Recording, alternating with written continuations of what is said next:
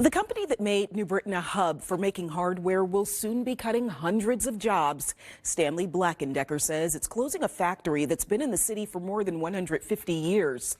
NBC Connecticut's Jeremy Chen explains what's leading to the closure and the impact it'll have on that community. When people in New Britain see the big yellow Stanley Black Decker sign, there's a feeling of nostalgia. It brings back the whole hardware city concept of New Britain. The hardware manufacturer has made the city its home since 1843, giving jobs to generations of people and becoming a fabric of New Britain. But that will soon be a thing of the past.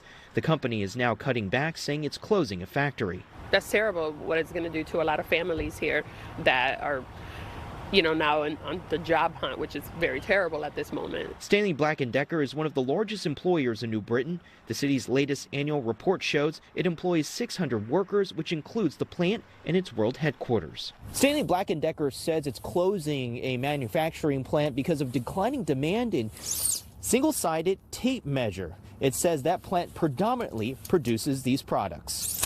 It sounds a little silly, to be honest, but it just feels like a big loss for the city. New Britain Mayor Bobby Sanchez says he's disappointed by the closure, which he thinks will impact about 300 workers. Now he's turning his focus to helping them and their families. So we're going to do our hardest and our best to make sure that they get other jobs and get placed. Well, Stanley Black Decker says some employees will be moved to its other facilities. Mayor Sanchez says he's already working with state leaders and Governor Ned Lamont to help connect workers to a new job, and that there's already interest from local companies like Electric Boat. We also had numerous private organizations and other manufacturers that reached out that said that they have jobs available. Stanley hasn't said when the plant will be closing, but the impact in New Britain is already being felt. It's a big loss for a lot of families. In New Britain, Jeremy Chen, NBC Connecticut News.